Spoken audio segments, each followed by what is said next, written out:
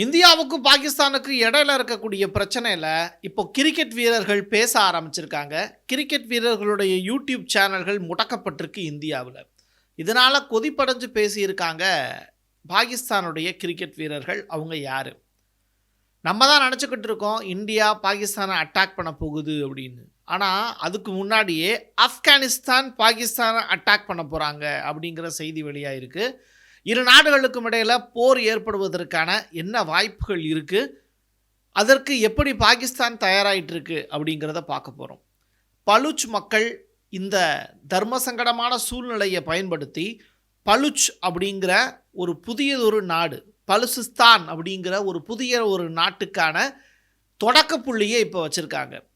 அவங்க என்னெல்லாம் செஞ்சுருக்காங்க, அதுவும் பாகிஸ்தானுக்கு எந்த அளவுக்கு நெருக்கடி ஏற்படுத்தியிருக்கு. ரஷ்யா கிட்ட போய் கண்ணீர் விட்டு கதறி எழுதியிருக்காங்க பாகிஸ்தான். ஆனால் தனக்கு வேணுங்கிறது எதுவுமே கிடைக்காது அப்படிங்கிற ஒரு பாத்திரம் எடுத்துகிட்டு போனால் அப்படின்னா அதில் ஏதாவது ஒன்று உழுகணும்ல தட்டில், அப்படி எந்த விதமான வாய்ப்புமே இல்லாமல் புட்டின் புறமட்டையிலேயே அடித்து விரட்டி அனுப்பிச்சிருக்காரு அப்படிங்கிறது தான் தகவலாக கிடைக்கிது. அப்படி என்ன உதவி போய் ரஷ்யா கிட்ட கேட்டாங்க பாகிஸ்தான்? இப்படி ஏகப்பட்ட விஷயங்களை பற்றி தான் இந்த வீடியோவில் பார்க்க போகிறோம். வாங்க பார்க்கலாம் உறவுகளே. இது பிரசாத் சிக்னேச்சர்.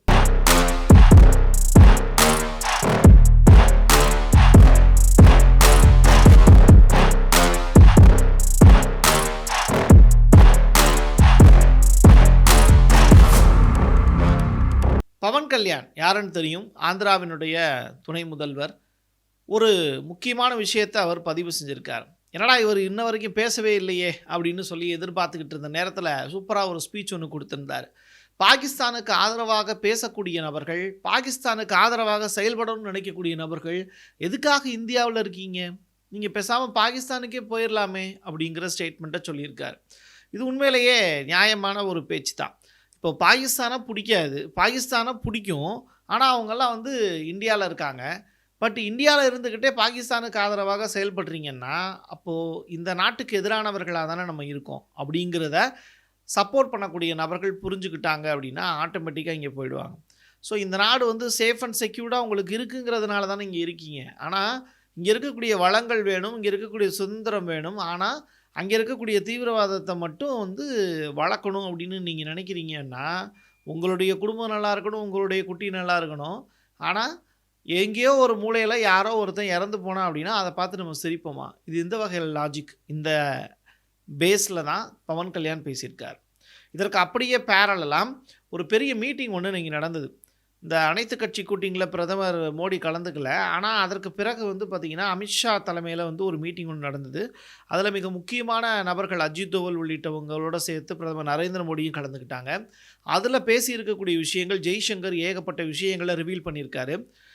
ஸோ இது ரிலேட்டடாக பிரதமர் மோடி சொல்லியிருக்கக்கூடிய விஷயங்கள், முப்படைகளுக்கும் முழு சுதந்திரம் கொடுங்க, அவங்க தன்னிச்சையாக செயல்படுவதற்கான வாய்ப்பை கொடுங்க, அவங்க ஒரு விஷயத்தை கேட்டு செய்யணும் அப்படிங்கிற நிர்பந்தத்துக்கு உள்ளாக்காதீங்க, ஆர்டரை உடனே இஷ்யூ பண்ணுங்கள்.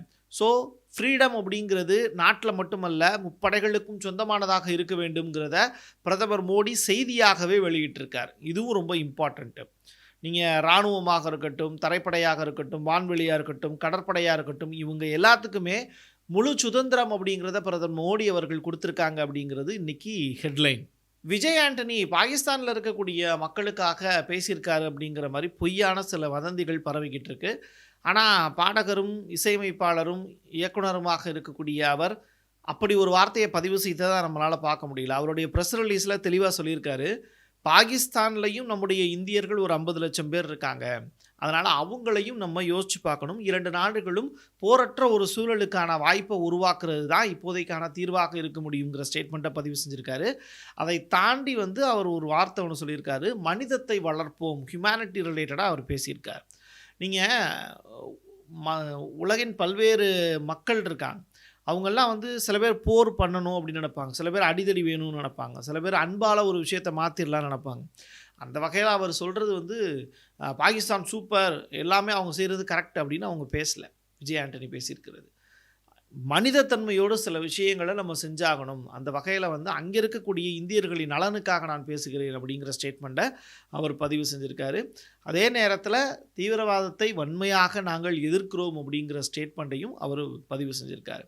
பாகிஸ்தானில் இருக்கக்கூடிய கிரிக்கெட் வீரர் அஃப்ரைடி அப்படின்னு சொல்லிட்டு உங்களுக்கு தெரியும். 90s கிட்ஸ் எல்லாருமே அஃப்ரைடியை பற்றி தெரியாதவங்க இருக்கவே முடியாது.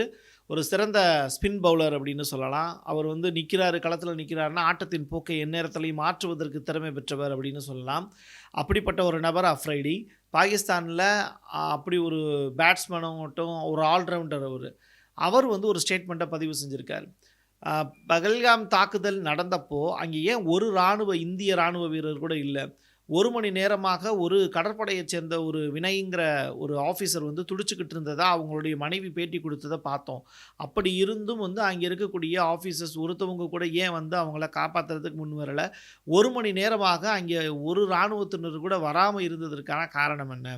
அப்போது 1,00,000க்கும் மேற்பட்ட வீரர்கள் அங்கே பாதுகாப்பில் இருக்காங்க. ஆனால் வந்து காஷ்மீர் ஏரியாவில் மட்டுமே.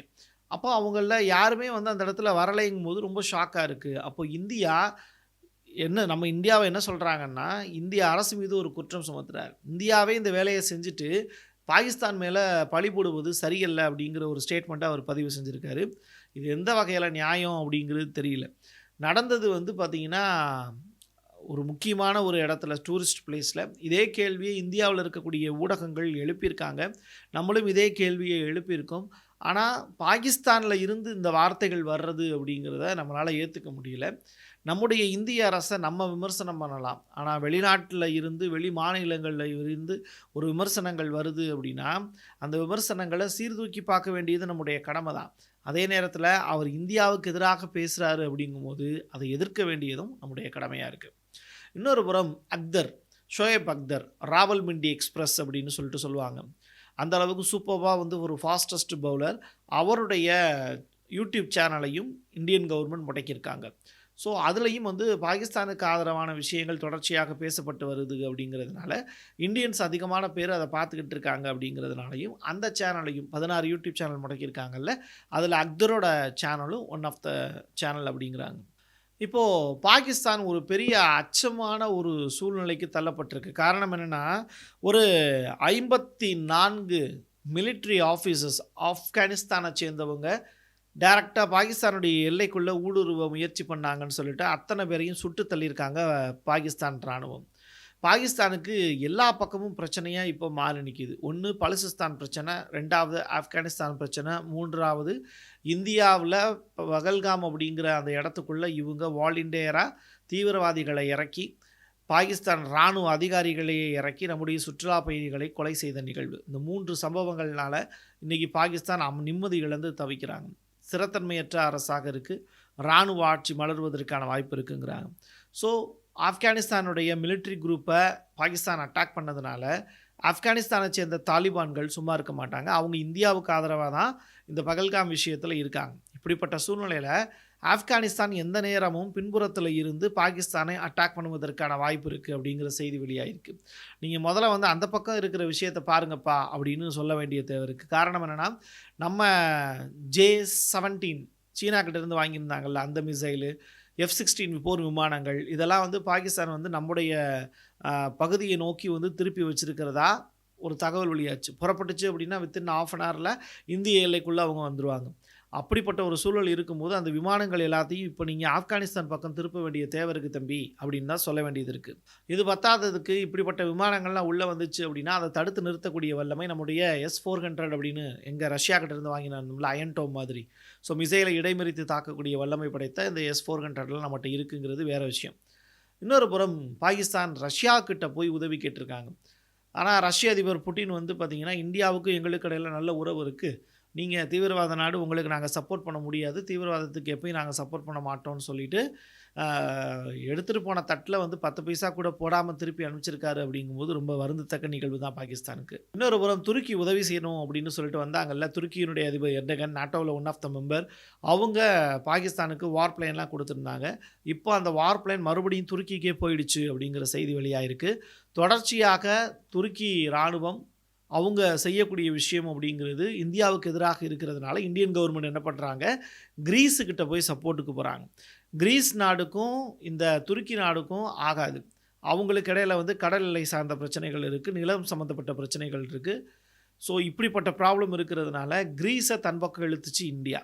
இதன் காரணமாக இப்போ துருக்கி அரண்டு போய் ஐயா இவங்கக்கிட்ட நம்ம முடியாதுப்பா, இந்தியா பெரிய நாடு அப்படின்னு சொல்லிட்டு தங்கிட்ட இருக்கக்கூடிய வார் பிளேனை மறுபடியும் திருப்பி எடுத்துக்கிச்சு துருக்கி. துருக்கியினுடைய சப்போர்ட்டும் போச்சு. இப்போதைக்கு பாகிஸ்தானுக்கு இருக்கக்கூடிய ஒரே நம்பிக்கை சீனா மட்டும்தான். இன்னொரு பக்கம் பலுச் மக்கள் தொடர்ச்சியாக இந்த சந்தர்ப்பத்தை பயன்படுத்தி அவங்களுடைய பாகிஸ்தானுடைய இராணுவம் வந்து பலுச் பகுதியில் நிப்பாட்டி வச்சுருந்தாங்க. ஸோ தொடர்ச்சியாக இராணுவ தளவாடங்கள் எல்லாமே அந்த பலுச் ஏரியாவிலேருந்து விலக்கிக்கிட்டதுனால மக்கள் இப்போ நிம்மதி பெருமூச்சத்தோடு இருக்காங்க. இப்போ அவங்க ஐநா கிட்ட பலுச் மக்கள் வந்து பலுச் ஆர்மிக்குன்னு சொல்லிட்டு ஒரு தனியாக ஒரு அரசியல்வாதிகள்லாம் இருக்காங்க. அவங்க பாகிஸ்தானுடைய நாடாளுமன்றத்திலேயே பலுச்சுக்காக ஆதரவாக தான் பேசுவாங்க. அப்படிப்பட்டவங்க இப்போ ஐநா கிட்ட போய் முறையிட்டு எங்களை இந்த நாட்டில் இருந்து பிரித்து தனி நாடு கொடுங்க அப்படிங்கிற கோரிக்கையை இப்போ முன்னிறுத்தியிருக்காங்க. எப்படி இருந்தாலும் இந்த சந்தர்ப்பத்தை பயன்படுத்தி பலுச் மக்கள் தனி நாடு கேட்டு போராடுவதற்கான வாய்ப்பு பிரகாசமாக இருக்குன்னு சொல்லப்படுது. தெற்கு காஷ்மீர் பகுதியில் தொடர்ச்சியாக 5 நாட்களாக இந்திய இராணுவத்துக்கும் பாகிஸ்தான் இராணுவத்துக்கும் இடையில் சண்டை நடந்துக்கிட்டு இருக்கு. இந்த பிரச்சனையை மையப்படுத்தி இப்போது நம்முடைய இராணுவ அதிகாரி சொல்லியிருக்கக்கூடிய விஷயம், பூனைக்கும் எலிக்கும் இடையில் நடக்கக்கூடிய சண்டை மாதிரி காட்டுக்குள்ளே சண்டை போட்டுக்கிட்டு இருக்கோம்.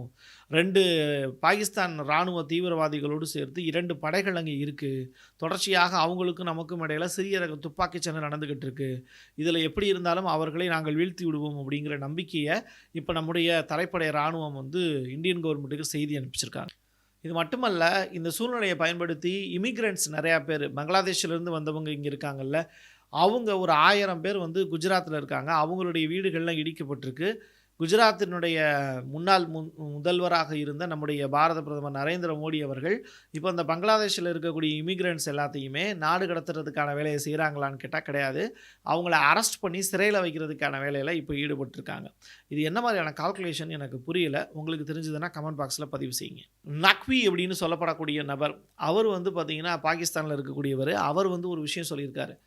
பாகிஸ்தான் பொருளாதார வளர்ச்சியில் சிறப்பாக இருக்கிறதுனால இந்தியா பாகிஸ்தான் மீது பொறாமைப்படுகிறது அப்படிங்கிற ஸ்டேட்மெண்ட்டை. இதை வந்து காமெடியாக தான் நம்ம எடுத்துக்க முடியுமே தவிர இது ரொம்ப சீரியஸான விஷயமாக எடுத்து என்னால் பார்க்க முடியல. உங்களுக்கு இதை பற்றி நீங்கள் என்ன நினைக்கிறீங்கிறதையும் கமெண்ட் பாக்ஸில் பதிவு செய்யுங்க. சிரிப்படக்க முடியல. என் கையெழுத்து என் மக்களுக்கான உறவுகளை மீண்டும் ஒரு பதிவில் சந்திக்கலாம். நன்றி, வணக்கம்.